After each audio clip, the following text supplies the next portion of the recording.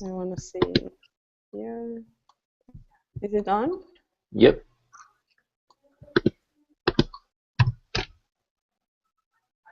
It says try it We're later.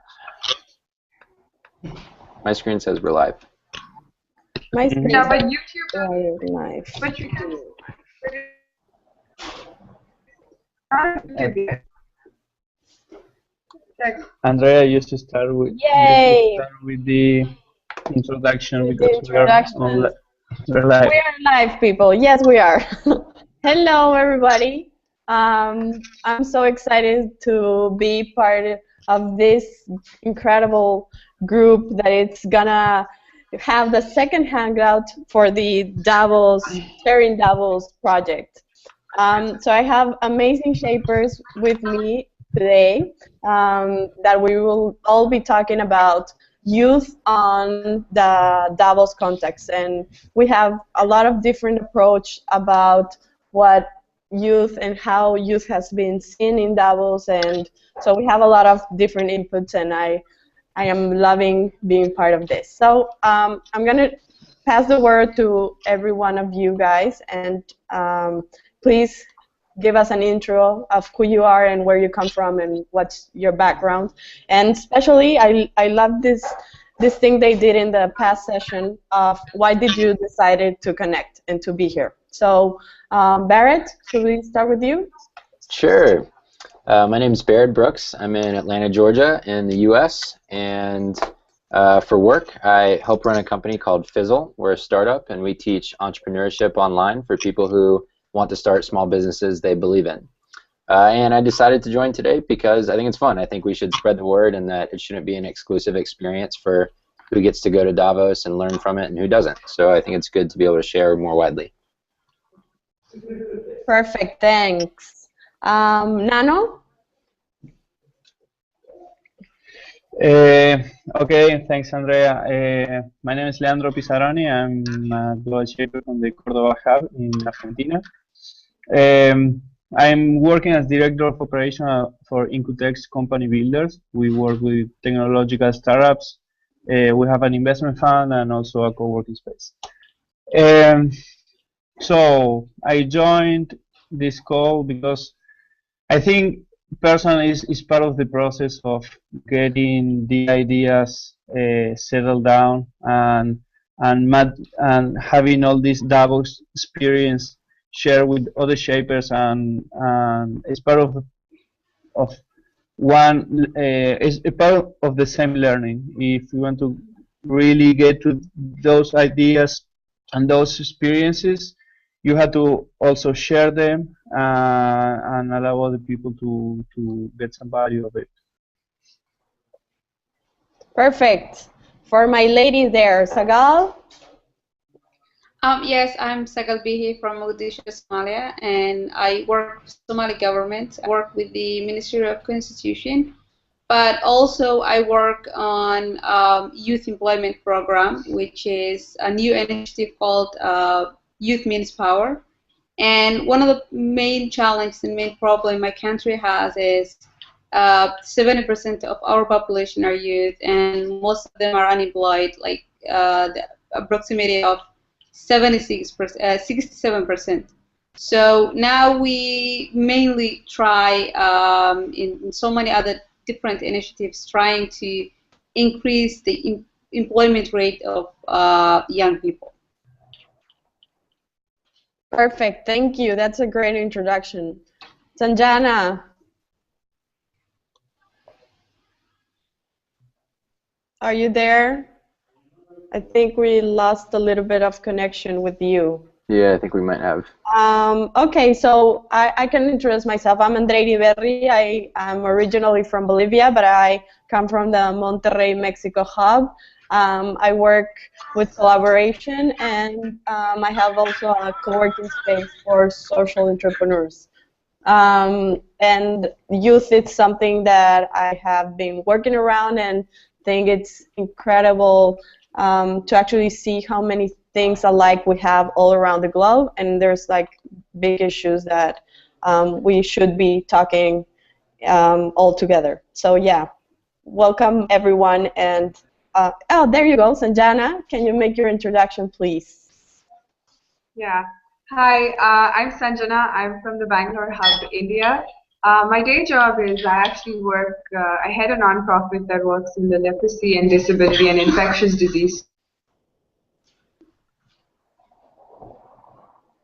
Oh, no.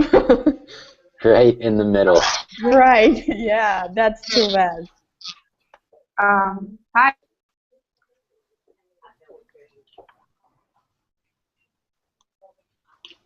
Our connection seems worse than mine. Yeah, I think so. Okay, we can keep moving forward. Let's try to bring her back now, hopefully. Okay, so the first part of this session, I'm gonna have some questions to all the amazing young people we have in the panel, and then we're gonna open the questions for all the people that are connected throughout YouTube, and so make sure you have some questions on, and we could actually pull those questions into our conversations. So the first question I wanted to ask all of you guys is, how was it being young in Davos? Because actually, well, we all know that Global Shapers were made as an actually proposal from Professor Schwab to bring into the table young people. So how was it? How did you feel? How did you feel? Did you think you did enough? Did it miss something? Did you miss something? So let's start with that. I don't know if someone wants to pitch in. No? Yes? Nano? Okay, I will make this start. So I think it's a really good thing, a really good initiative for Davos to have young people participating there. And I think all the work that Global Shapers community is doing for taking us or taking other shapers to the meeting is pretty important. I from our side, I would say that, and I will recall what Dia and Antonio and Yemi were telling us for our participation at the event, that we all together are a really strong team. We as individuals are not that much, and I think that is really important, that we understand that as young people we are a unique force, and as global shapers we have to take advantage of that. I think for Davos it's really important to have young people there, because it brings new insights and it brings new perspectives.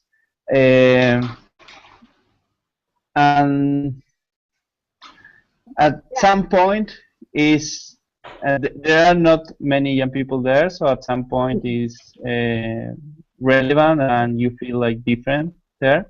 But I feel that all the shapers participation were in panels on the 14 shapers, just to be exact.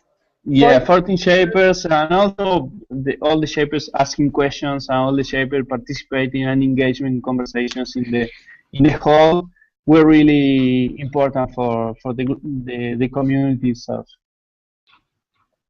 Great. Something else? Someone wants to pitch in? No, I would just second what Nano said. I mean, I think we have to live much longer lives than many of the more senior leaders in our society, whether it's government or business or NGO leaders. And so I think what it does by engaging us in the conversation is it makes the perspective much more diverse.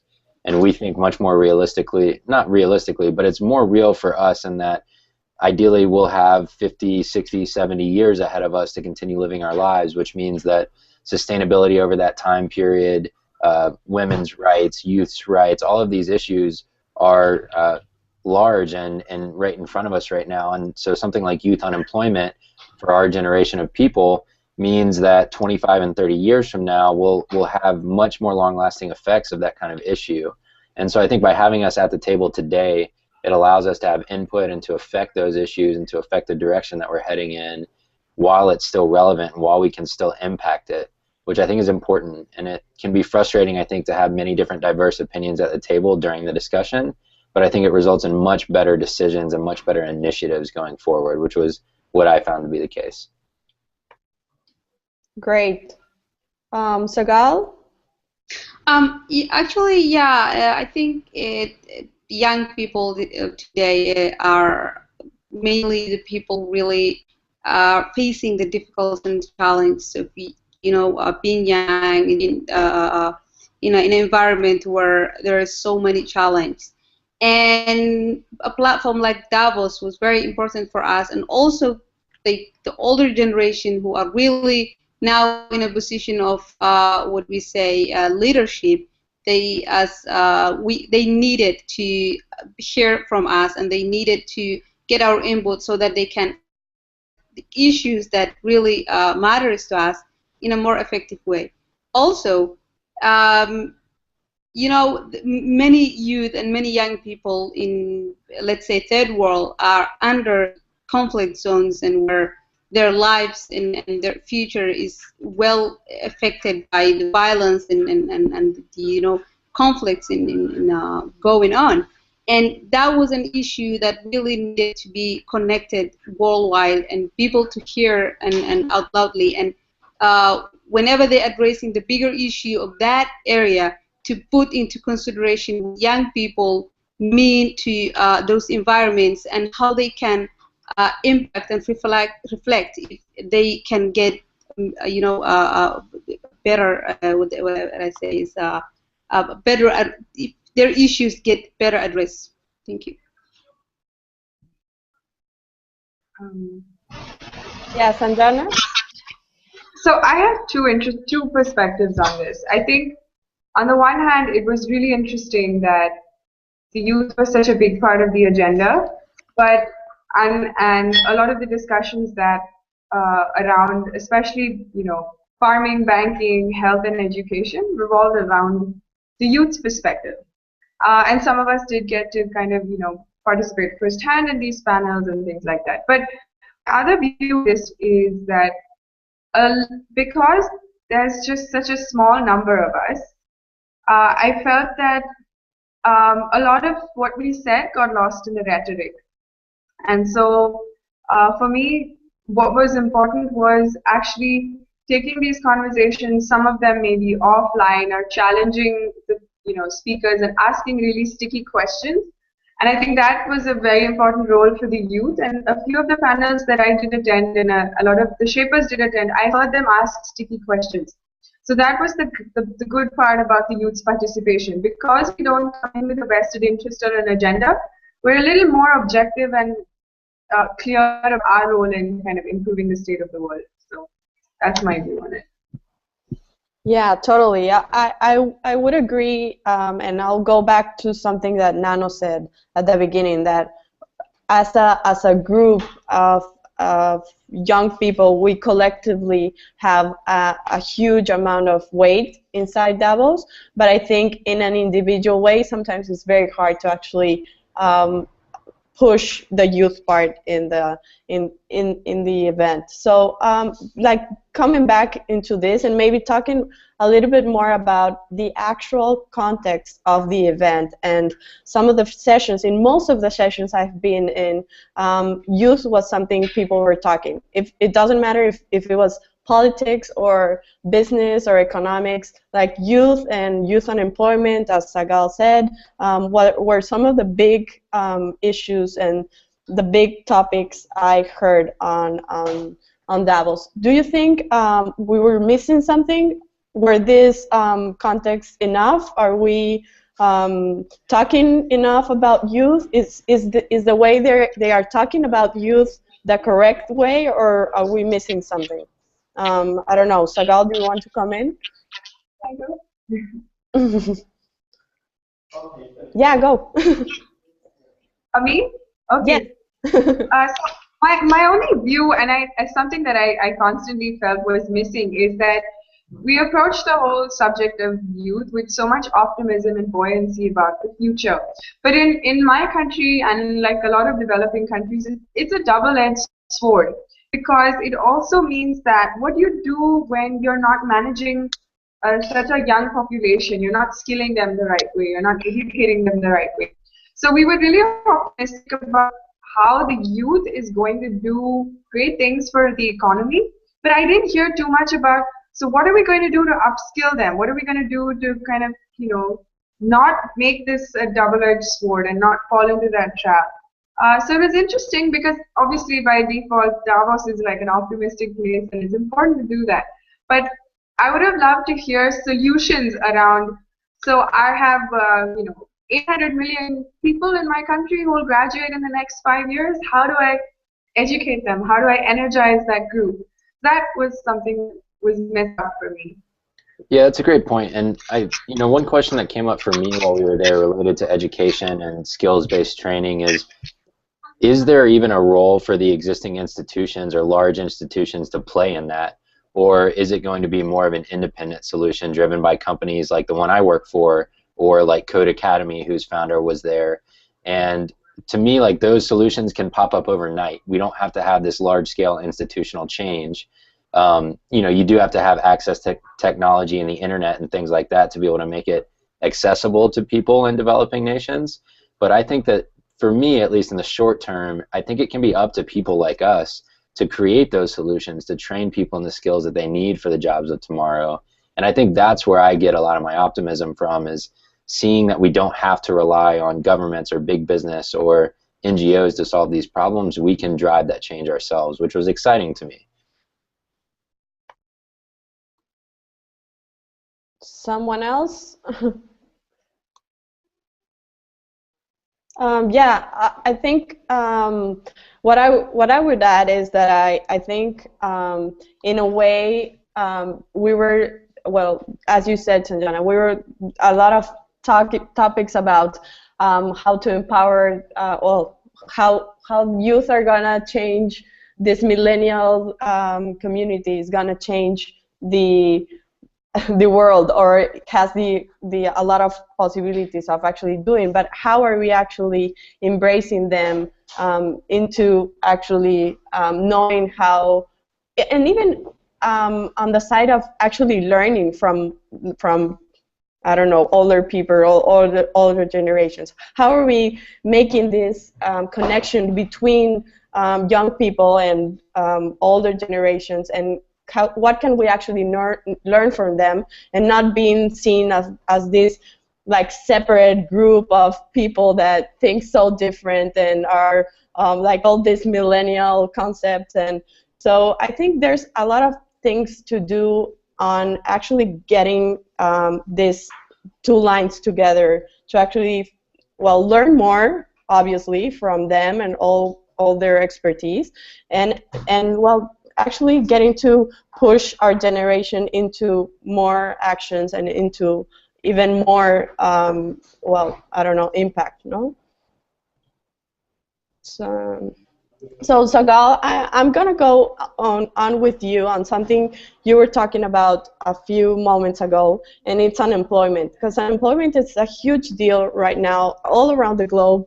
A lot of young people are not working or not having opportunities to work, and this was a very big issue and a very big matter inside Davos. And I know you wrote an article of this, so what are some of the insights that you found on this topic on unemployment on youth?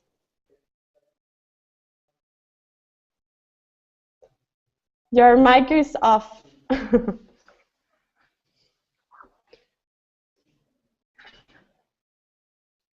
Sagal? Sagal, I think your mic is off. I think she doesn't hear me. Does someone want to pitch in on this?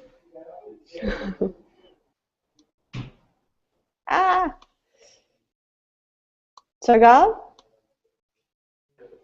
Your phone, your microphone is off. We don't hear you. We can't hear you. On the screen.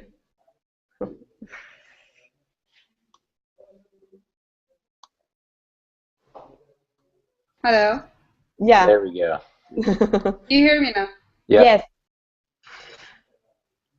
Okay. I think I missed the last part of the question. Can you say it again, please? No, like, what are your insights on this? Because I know you wrote an article about unemployment and how are the approach we should be taking on youth unemployment. So maybe you could talk about a little bit about that.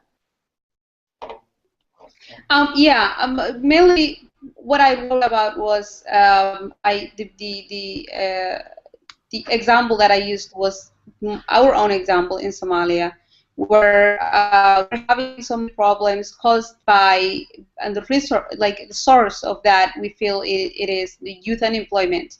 We're having terrorism activities that's going on.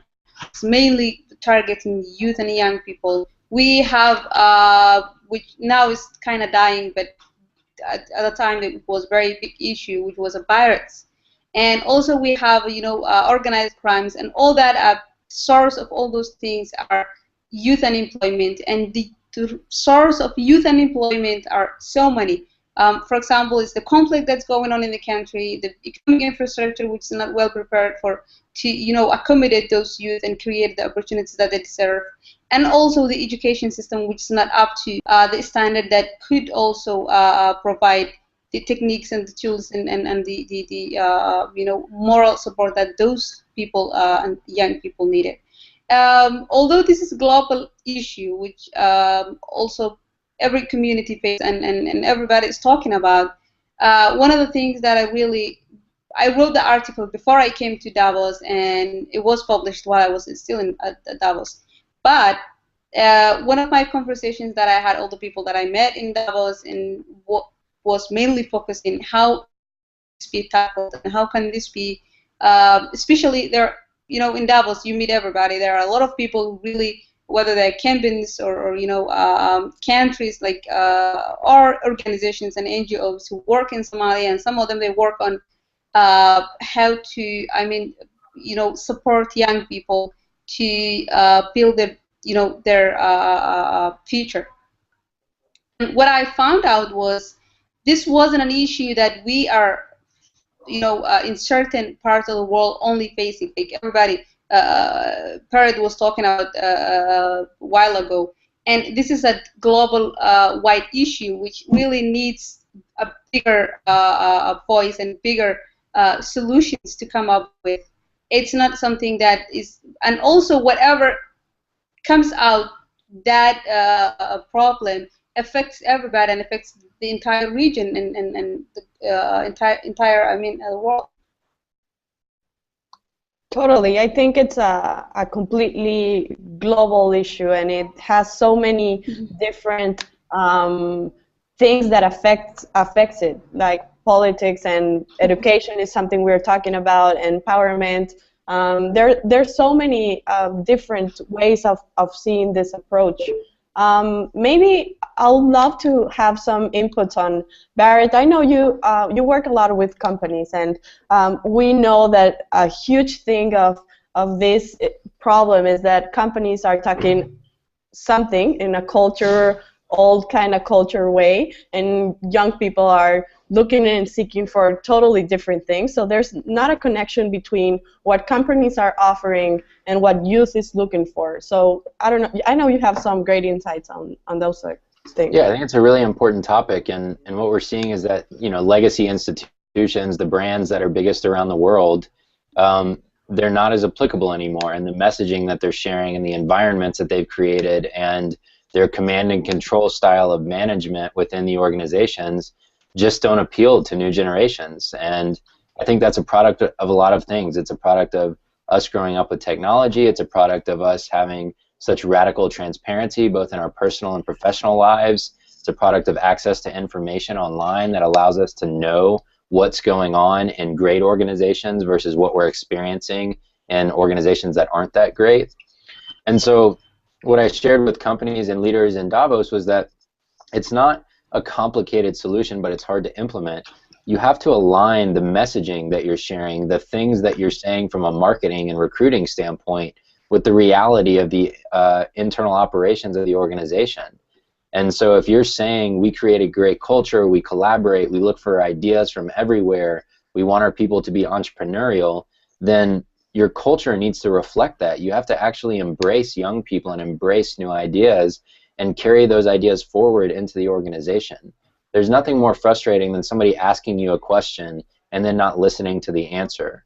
And I think that's what a lot of companies are doing, is they know that they should ask for, you know, millennials' opinions, quote unquote, but they talk about millennials like they're some alien race from another planet, as opposed to individuals who are sitting in the seats and the chairs in the organization. So I think number one is organizations need to engage people on an individual level. And what I always tell leaders is the best way to learn about millennials is to ask one to lunch who already works for you. You know, it doesn't have to be this big market research initiative. You can go have an individual conversation. But secondly, I think they need to embrace the fact that culture is more transparent today. We have access to information that tells us about what you're doing in the ivory tower, in the executive suite. And if you're not going to share that openly and communicate with us, then we're likely to go find another job or another organization to work for. And I don't really have any remorse if organizations go under or go bankrupt because they can't adapt to that culture. I think that we need more organizations who are great employers, allowing people the opportunity to develop new skills and to develop value systems that help move the planet forward as a whole. And if you're not willing to do that, then I don't think you deserve the best talent in the world. I have to add one little idea to that point that Barry is doing, that I think we will see more and more that these organizations, these companies are millennial funded companies. So part of the culture of the company is millennial culture. So I think it will take us like 3, 4, 5, 6 years where more of these companies can grow in a more relevant way to have this culture change. That I think it will be faster than the culture change of the old companies. Yeah, and I think another point here is the one around diversity. I mean, look at this call right now. It's 60% female, and we're from many different countries.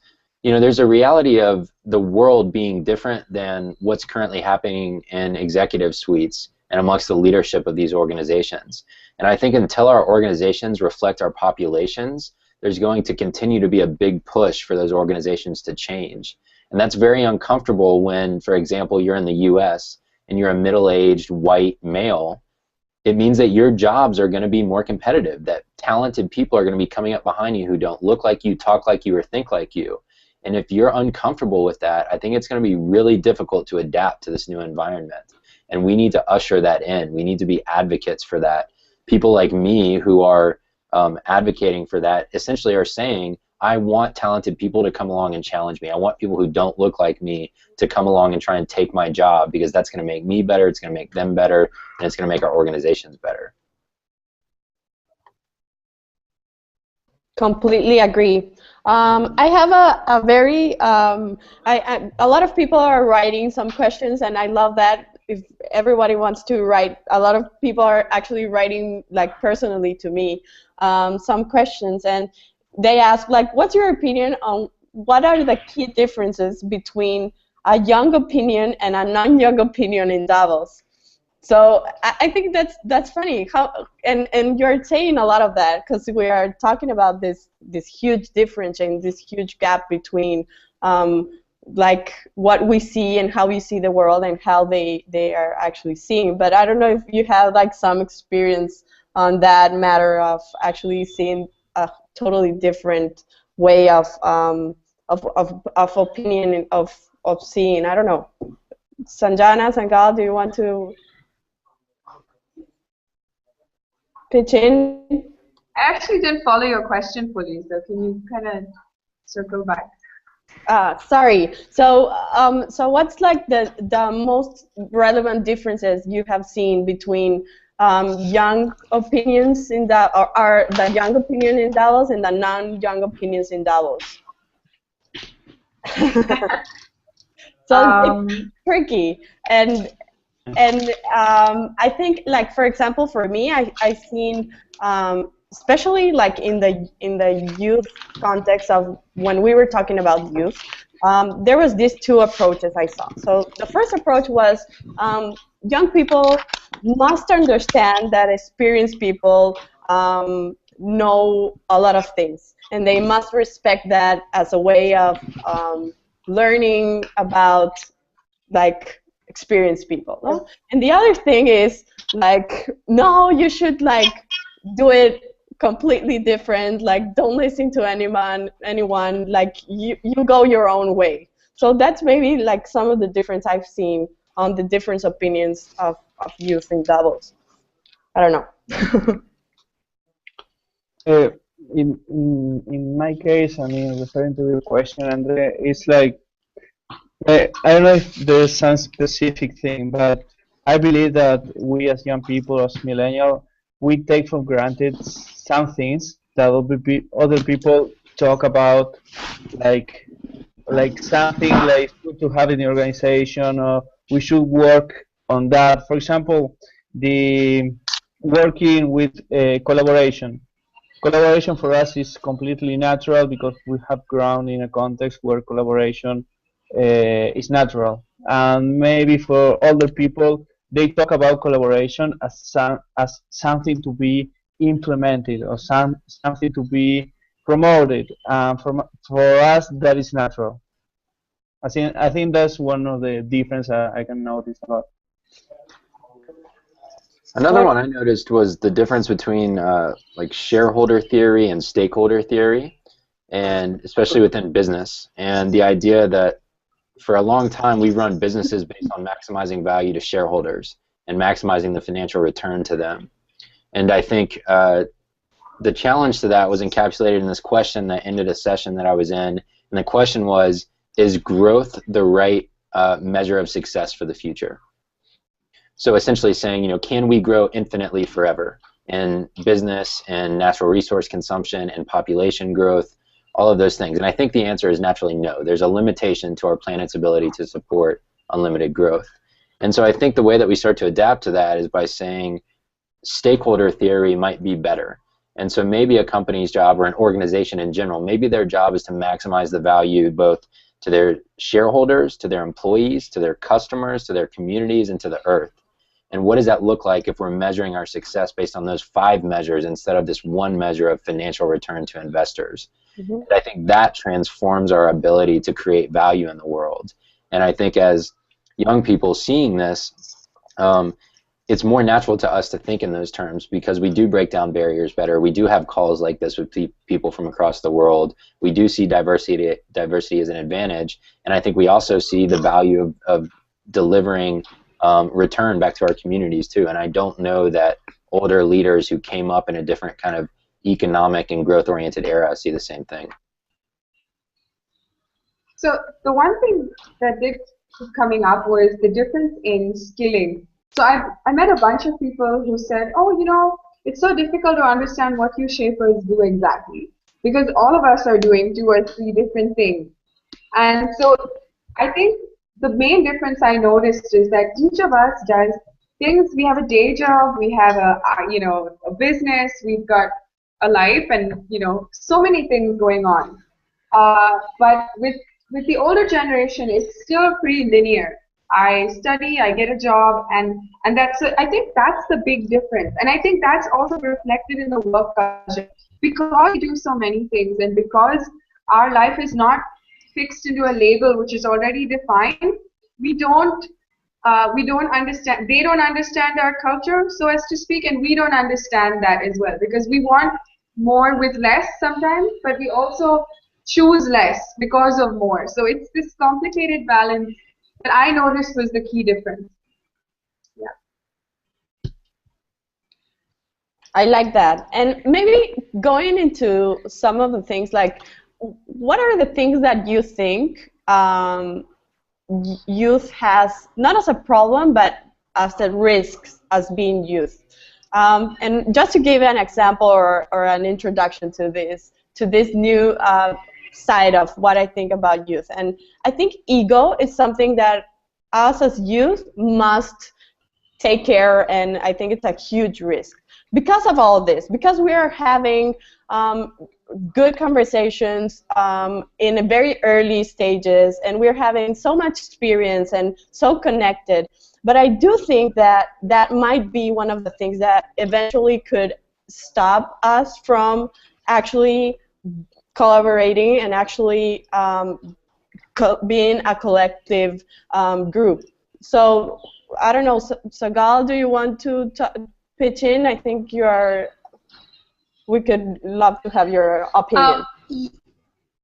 Yes, actually, I think the perception of an understanding of youth and their significance, importance, unless it's very well understood and well taken into consideration, this problem will not be fixed. For example, like when you bring up the word youth or young people, first thing that comes into mind, or not comes into mind, but the perception that's been created is they're young and experienced, they can be the help but they know that, the essential and the base of what's going on, which is not the truth, because they are the millennials or youth of today really proved that they are the far more, they have far more understanding, and they have far more creativity than a lot of people who are really in the industry. And also that needs to be one of the examples that I tell you, the day I came back to Somalia, there was a new council of ministries appointed in my country, and almost half of them were between 40 and 37.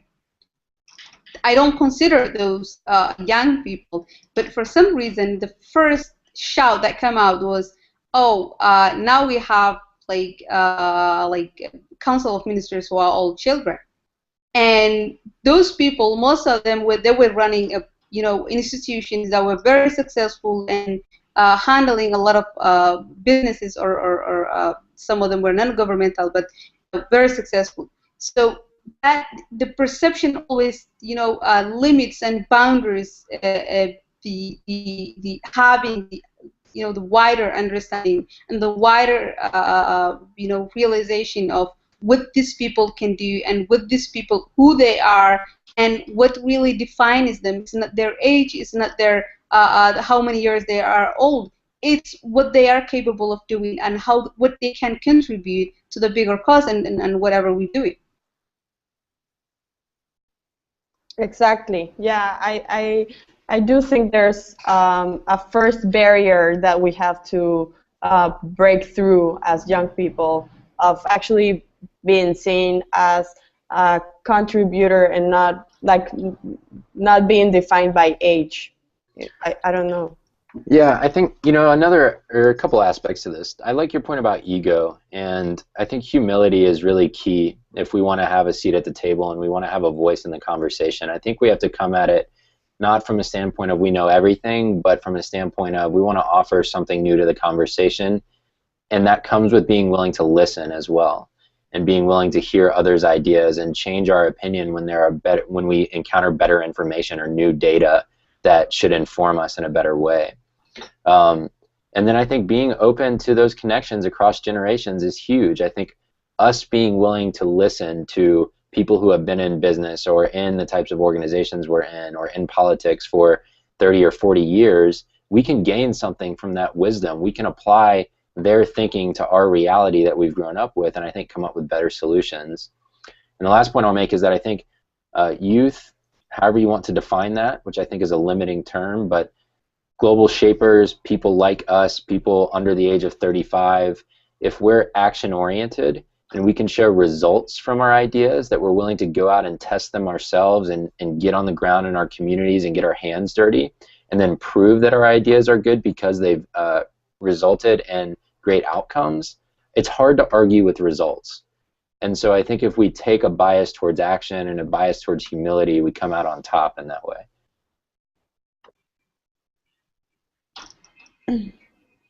Totally agree. Nano, do you want to give us some perspectives from Latin America? And yes, one of the the thing what we're talking about Latin America to bring to this hangout was if Latin America, at least in Davos, was considering the millennial, the young people demographic, or the demographics in order to see that as an advantage. Um I didn't see that. I was in some panels on about Latin America with some politicians or CEOs or um, of special focus on Latin America, and I've heard people talking about the youth and people talking about the future of youth and investing in that, but I, at least in the session about Latin America, I didn't see that as a huge uh, commitment. I had the feeling that in some cases it was used because it's nice, but I couldn't see a clear example, at least in the sessions I was. Unfortunately, I hope to see that it changed in the future.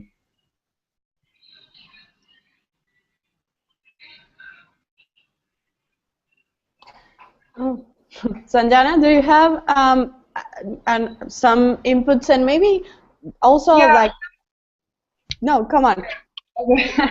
So no, in actually pick up on what Barrett said, I think it's really important to bring empathy to this as well. But I also see that happening because there's this huge movement of people talking about failure, young people, and it's not easy to do that. And I come from a country which is very steeped in, patriarchal ways, and success is very linear and measured. And you have young entrepreneurs and young politicians who are now confidently talking about screw ups they've made. And I think that's a reflection of wanting to move towards being humble, and it's a good thing. And that's a big difference I noticed between people our age and people a little older, that we're willing to talk about things we didn't do well. So I think going forward, I hope this is something that spreads to the world where we're more open. So yeah, that's probably the only thing I have to say, in, picking up on what that. Perfect.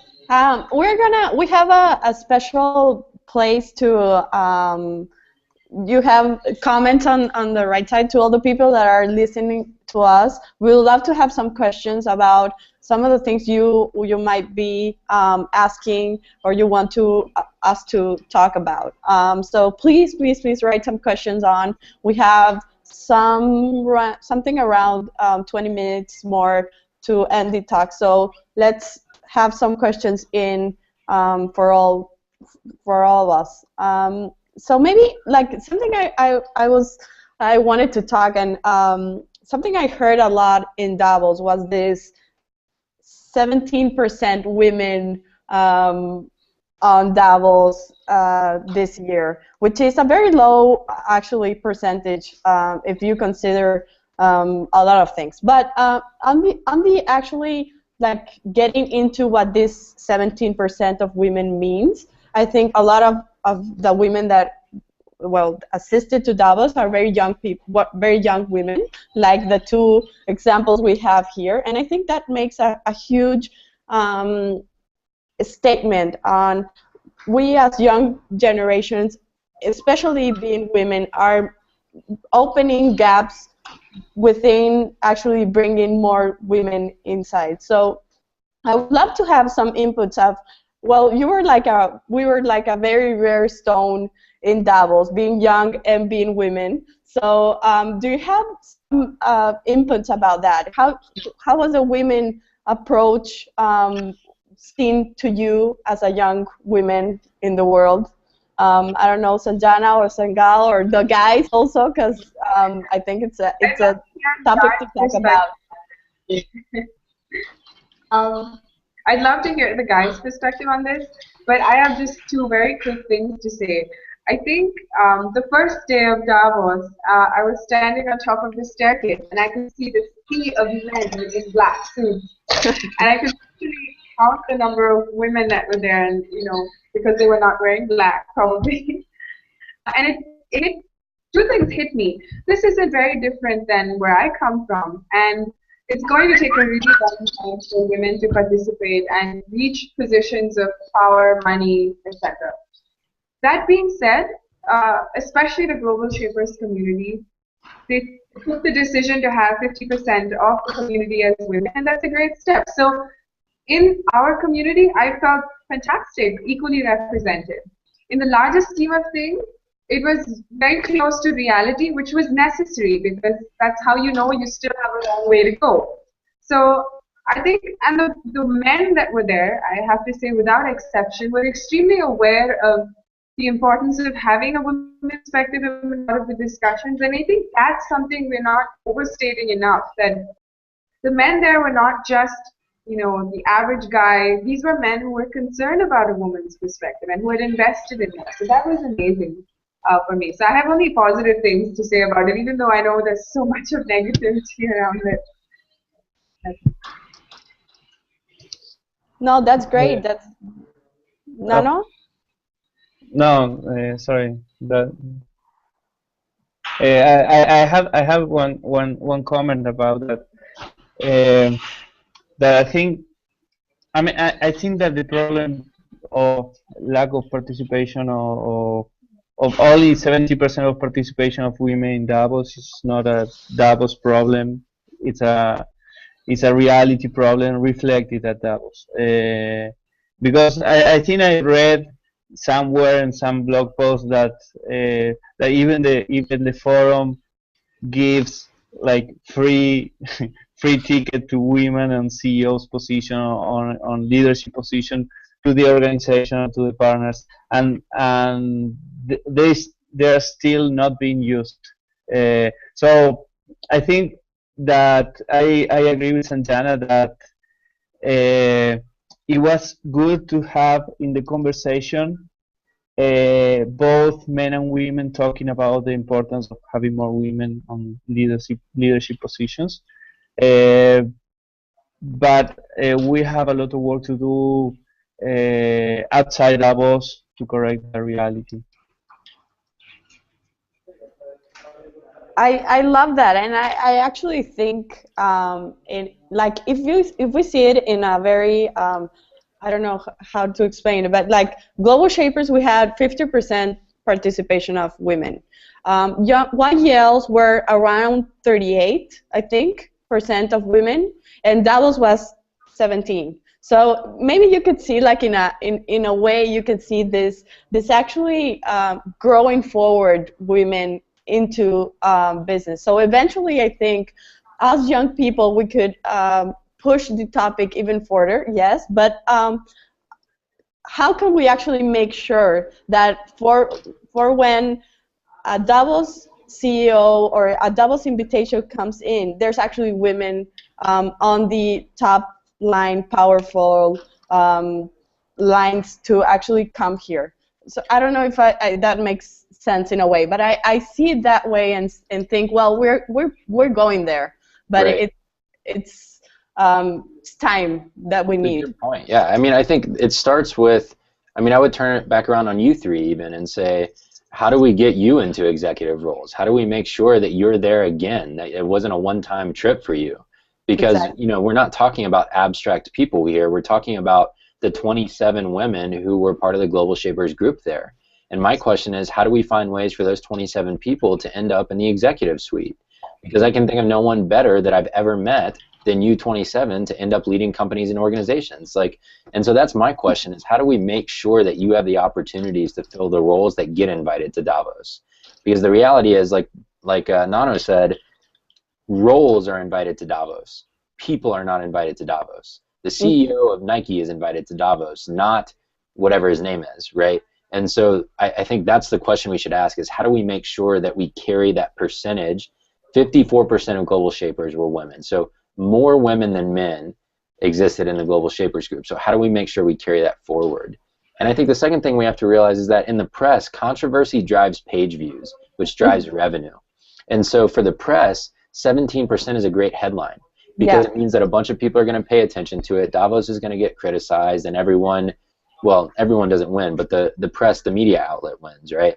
Yeah. And the last thing I'll say is that I think men as advocates for women is crucial. I think that men have to stand up, and I think that's why I love, oh God, I'm blanking on her name, but the He for She campaign that's running right now is so brilliant because it forces men to take a stance on this issue or encourages men to take a stance on it. And I think that more men need to be courageous enough to say that they want to be part of that. Totally. I would totally agree, and I love the point, and so Jana put it on the chat there, and yeah, roles are invited into Davos, not people. So how can we get women into those roles and actually getting, and like maybe I'll talk into a personal perception. We did this thing with Mary the last day of how do you see yourself 20 years from now, in the reunion of the Davos 50. And I love that because it actually made me think about now being conscious about a lot of things. What should be my role as a woman in the world? Because I would all the time think about only my individual role or what I want to do in a more local based. But now that I actually see there's a lot of potential and a lot of things we should be doing, it made me think about even political ways or even getting into a political career. Because actually it made me concerned or even responsible of actually getting into those roles as a woman. I don't know if you girls felt that, but I have been feeling that in a way. Do you want to add on that, or we can go to some questions? There's some good questions in the chat right now. Liz has asked, is there a sector or an issue that you think was not represented or poorly represented in Davos? Someone? I mean, I think there's always going to be something missing. I think the encouraging part to me was this year we talked about youth a lot and we talked about climate change a lot. And I think at the end of the day, if we don't fix climate change, nothing else is going to matter. And so for me, I'm okay with that. If that was the focal point, and this year, 2015, is the year of the Sustainable Development Goals for the United Nations and the year of governments and nations and businesses and NGOs coming together to tackle climate change in a comprehensive way, I think that's a win for everyone involved. So I'm sure there was something missing, but for me it seemed like the most important topics were at the top of the agenda. Can I go? Yeah. For me, there were two things that were really big gaps. One was funding transparency. So election campaign funding, lobby funding, and so it's an issue all over the world. That's how illegal arms get funded. So there was no conversation about how do the institutions, governments, and other places help create a supply chain which is transparent in the financial sector and prevent like a misuse or abuse of corporate power, government power. And so that was something I felt which was a huge gap, unless I missed something. And the other thing, I know I'm an animal lover, and so this is coming from that space, but there was very little discussion on what the future of farming will look like and the future of livestock rearing or animal welfare and what the carbon. So the climate change debate talked a lot about energy and consumption, but it didn't talk about this to me, which was a big issue at all. So these were the three things that were missing. Sagal? Actually, yeah, as Barrett said, always there will be something missing. There's no way that Davos could cover all the issues that exist and challenges that exist in this world. But one of the issues that really I felt it might needed more was, for example, nowadays there is a very huge problem, which is human trafficking. I haven't heard a lot of that, And really, it's an issue that exists all over the world, whether it's developed or underdeveloped countries. And it's a real disaster where you know, it affects also the policy-wise. It affects socially and policy level both. Nano, something? There were a lot of a lot of things missing. So I think that you cannot cover all of that in one single event. I mean, Davos, after all, is one event where people go there, and it's not that we're going to solve every little problem of the world.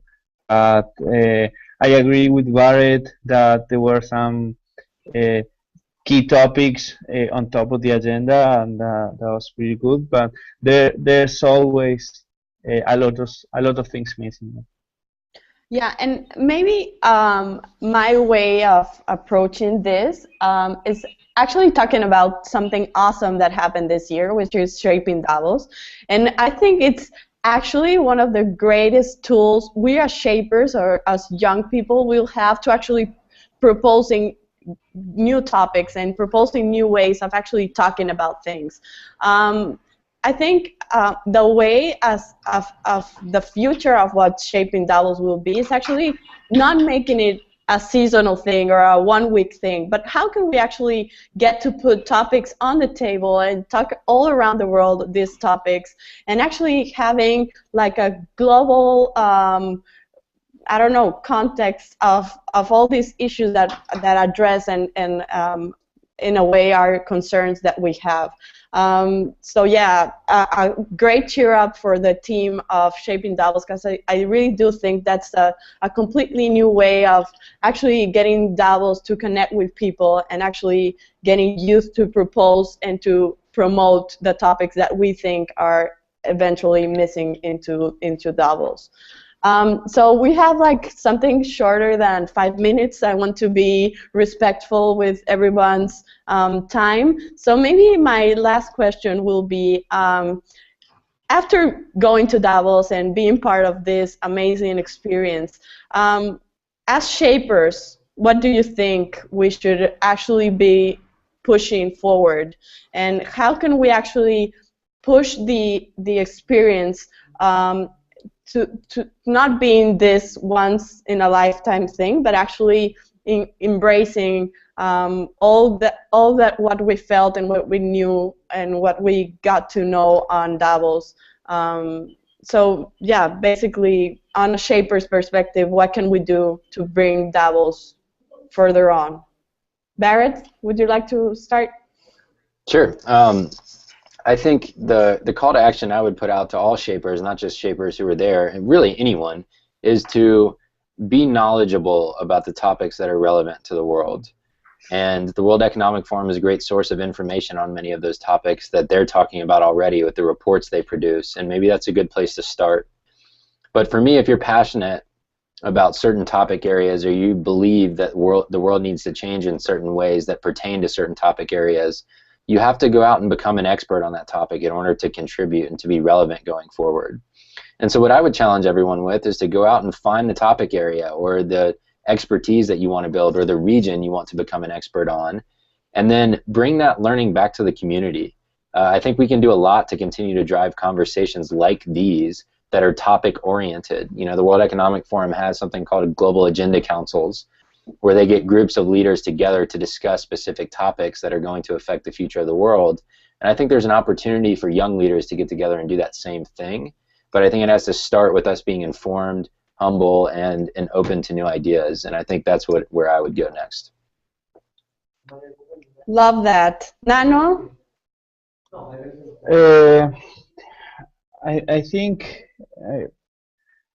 that being part of Davos or itself being part of the global shaper community,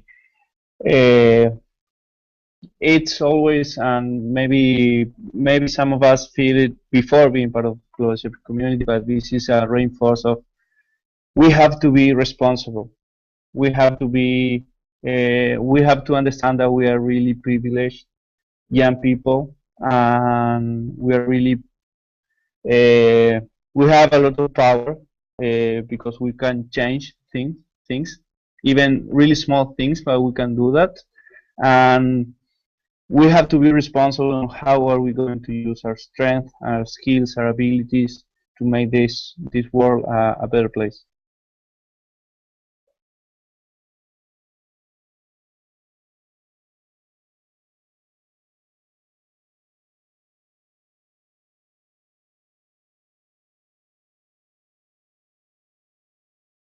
Andrea, you're on mute. Ah, Sanjana, go. I'm sorry. No, it's fine.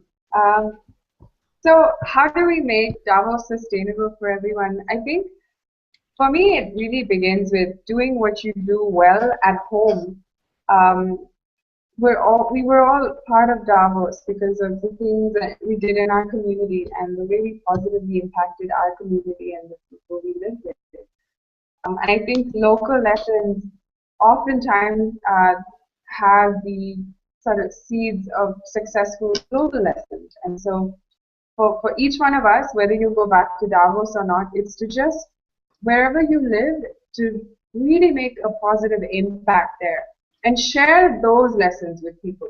It's really great what, big thinkers and things tell you about how the world is, but it's only experience in your community that can really show you what works and what doesn't work. I also think the other part of of actually going and listening to someone talk is no longer such a big deal because technology has made it accessible to everyone. You didn't have to actually be at the forum to hear what you have to say.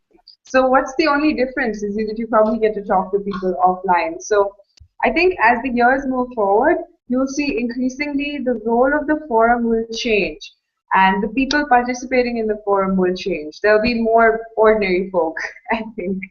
And that's probably going to happen because of technology. So that's my prediction.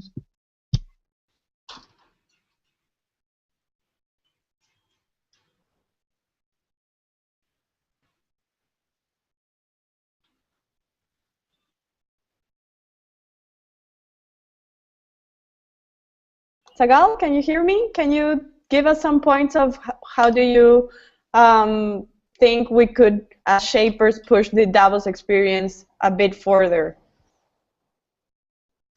I think all of us, we left Davos and went back to our homes, having a lot of optimism, having a lot of inspiration, and really having a lot of energy. For me, I had a lot of energy and I had a lot of ideas.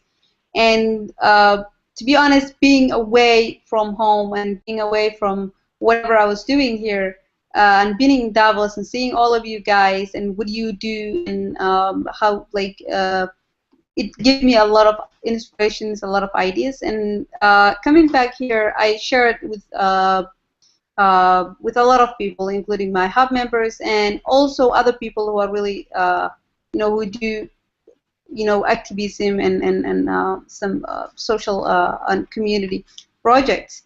And so far it's been very good, and we can spread that and we can maximize the utilization of whatever we get from there when we come back. Also, we should, I think, which is one of the things that we're doing right now, is to keep doing and keep connected to each other and to keep inspiring each other and always being sharing what we're doing so that we can benefit from each other.